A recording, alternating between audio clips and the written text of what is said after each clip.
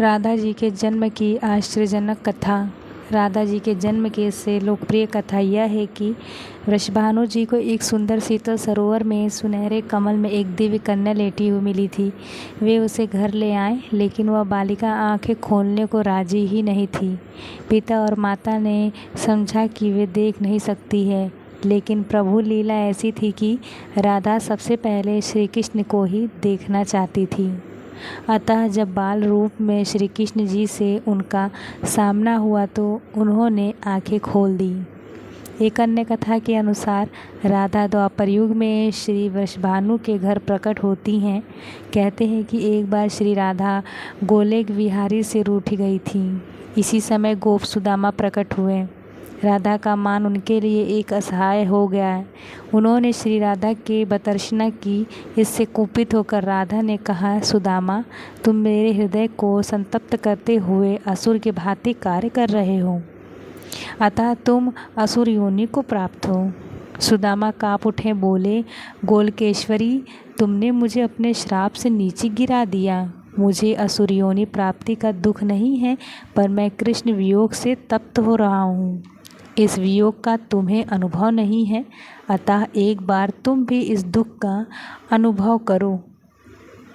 सुदूर द्वापर में श्री कृष्ण के अवतरण के समय तुम भी अपनी सखियों के साथ गोप कन्या के रूप में जन्म लोगी और श्री कृष्ण से विलग रहोगी। सुदामा को जाते देख श्री राधा को अपनी त्रुटि का आभास हुआ और वे भय से कातर हो उठी।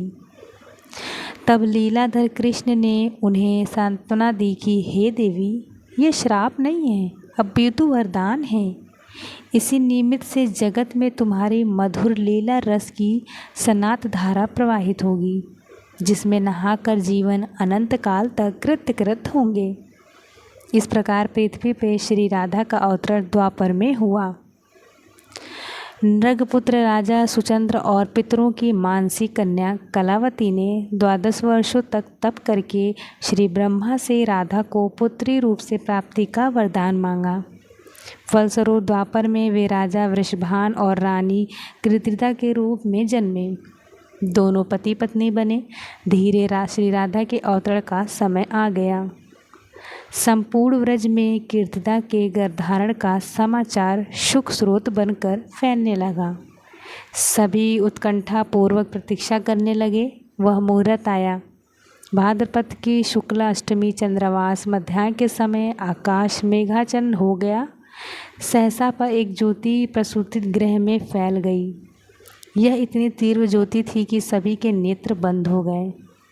एक क्षण पश्चात गोपियों ने देखा कि शत सहस्त्र शरद चंद्रों की कांति के साथ एक नन्ही बालिका कीर्तिदा मैया के समक्ष लेटी हुई है।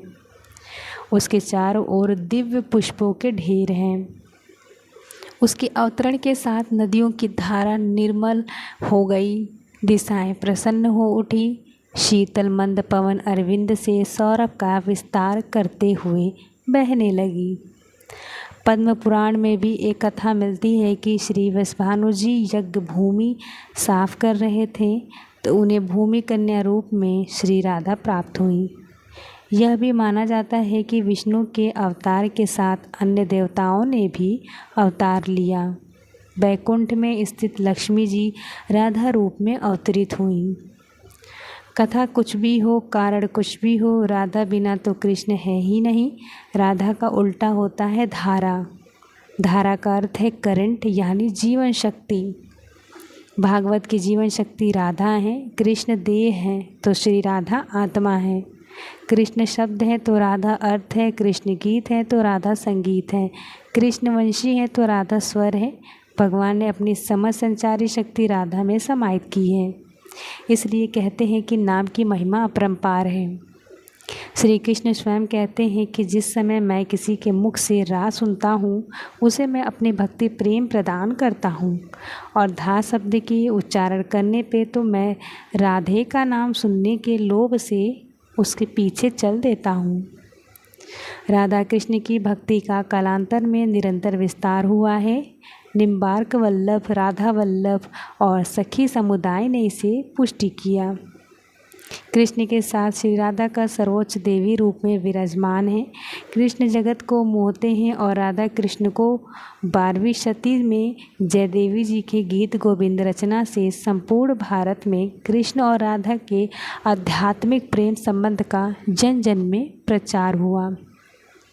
अब प्रश्न उठता है कि तीनों लोकों का तारक कृष्ण को शरण देने की सामर्थ्य रखने वाला ये हृदय उसी आराधिका का है जो पहले राधिका बनी, उसके बाद कृष्ण की आराध्य हो गई। राधा को परिभाषित करने का सामर्थ्य तो ब्रह्मा में भी नहीं है। कृष्ण राधा से पूछते हैं, हे राधे, भागवत में तेरी क्या भूमिका होगी? राधा कहती हैं, मुझे कोई भूमिका नहीं चाहिए कान्हा, मैं तो तुम्हारी छाया बनकर रहूँगी। कृष्ण के प्रत्येक सृजन की पृष्ठभूमि यही छाया है, चाहे वो कृष्ण की बांसुरी का राग हो या गोवर्धन को उठाने वाली तर्जनी या लोकहित के लिए मथुरा से द्वारिका तक की यात्रा की। आत्मशक्ति। आराधिका का आ को हटाने से राधिका बनता है। इसी आराधिका का वर्णन महाभारत या श्री भागवत गीता में प्राप्त है और श्री राधा का नाम उल्लेख नहीं आता है। भागवत में श्री राधा का स्पष्ट नाम का उल्लेख ना होने के कारण एक कथा यह भी आती है कि शुकदेव जी को साक्षात श्री कृष्ण से मिलाने वाली राधा है और शुकदेव जी ने अपने गुरु मानते हैं। कहते हैं कि भागवत की रचयिता शुकदेव जी राधा जी के पास शुक रूप में रहकर राधा राधा का नाम जपते थे। एक दिन राधा जी ने उनसे कहा कि हे शुक, तुम अब राधा के स्थान पे श्री कृष्ण का जाप किया करो। उसी समय श्री कृष्ण आ गए।